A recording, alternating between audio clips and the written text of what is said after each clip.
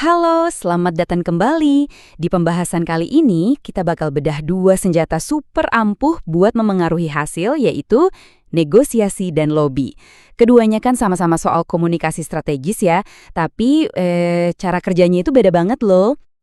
Nah, ini nih pertanyaan kuncinya. Bedanya apa sih antara bikin deal sama sekedar mengubah pikiran orang?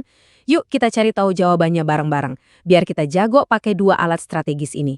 Jadi kapan sih kita butuh deal? Dan kapan kita cukup mengubah cara pandang seseorang aja? Oke, kita mulai dari yang pertama ya. Dalam kotak perkakas strategi kita, ada yang namanya negosiasi. Coba deh, bayangin negosiasi tuh kayak pisau bedah. Tepat sasaran, terstruktur, dan pakainya buat tujuan yang spesifik banget.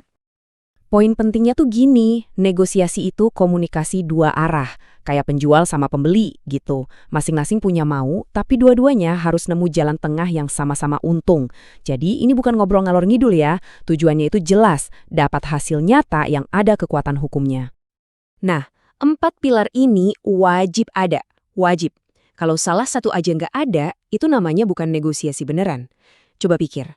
Kalau nggak ada kemungkinan buat sepakat, ya ngapain? Buang-buang waktu kan? Atau kalau satu pihak nggak butuh pihak lain, ya dia tinggal pergi aja. Gampang.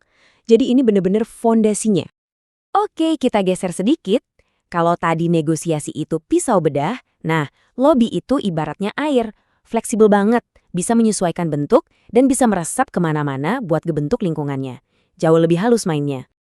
Kata kuncinya di sini ada dua, memengaruhi dan meyakinkan. Jadi lobby itu nggak melulu soal tanda tangan kontrak di penghujung hari. Bukan. Tujuannya itu lebih ke menanamkan ide, bangun relasi, dan ngebentuk opini. Tujuannya ya buat ngebuka jalan untuk aksi di kemudian hari. Sifatnya lobby ini beda banget. Informal abis. Bisa kejadian pas lagi ngopi bareng atau di acara kumpul-kumpul. Waktu dan tempatnya juga fleksibel.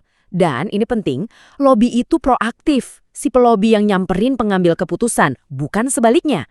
Ini tuh permainan yang cair banget dan seringnya terjadi di belakang panggung.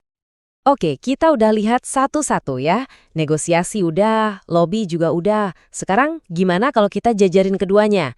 Biar kita benar-benar paham peran masing-masing yang unik itu. Nah, di bagian ini nih semuanya bakal jadi terang benderang. Ini dia beda paling dasarnya. Kalau negosiasi, tujuannya itu dapat kata iya di atas kertas. Sebuah deal yang sah. Kalau lobby, tujuannya itu menanamkan kata iya di dalam kepala orang. Yang satu soal kontrak, yang satunya lagi soal keyakinan. Yuk, kita bedah lebih dalam lagi. Soal proses, negosiasi itu kan formal, ada langkah-langkahnya, mandatnya jelas.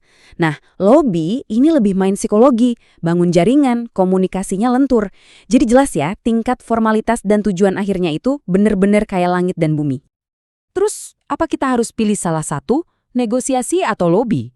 Jawabannya nggak sama sekali. Justru, insight paling pentingnya adalah kedua alat ini, si pisau bedah dan si air tadi, bakal jadi paling kuat kalau dipakai barengan. Gini intinya, kadang negosiasi itu bisa mandek, stuck. Masing-masing pihak keras kepala sama posisinya. Nah, pas lagi kayak gitu, kita butuh alat lain buat mencairkan suasana yang beku itu. Coba bayangin skenario ini ya. Suasananya tegang, semua orang gak ada yang mau ngalah. Deadlock. Nah, disinilah lobby masuk. Obrolan santai di luar ruang meeting, mungkin sambil ngopi, bisa banget ngebangun lagi kepercayaan, ngejelasin salah paham, dan bikin kedua pihak balik ke meja runding dengan sudut pandang baru. Lobby itu bisa ngebuka pintu yang tadinya dibanting kenceng sama negosiasi. Oke, setelah kita ngobrol panjang lebar, apa sih poin penting yang harus kita pegang? Yuk kita rangkum pelajaran utamanya, biar gampang diingat. Gampangnya gini, lobby itu ibarat kita nyiapin lahannya, bikin pondasinya kuat dengan membangun kepercayaan dan pemahaman. Nah, negosiasi itu pas kita bangun gedungnya di atas pondasi tadi. Kita butuh dua-duanya kan, biar bangunannya kokoh. Jadi, lain kali kalau Anda menghadapi sebuah tantangan, coba tanya ke diri sendiri, ini butuh presisinya pisau bedah negosiasi atau butuh kelenturan airnya lobby? Karena tahu kapan harus pakai alat yang mana, nah itulah inti dari strategi yang jitu.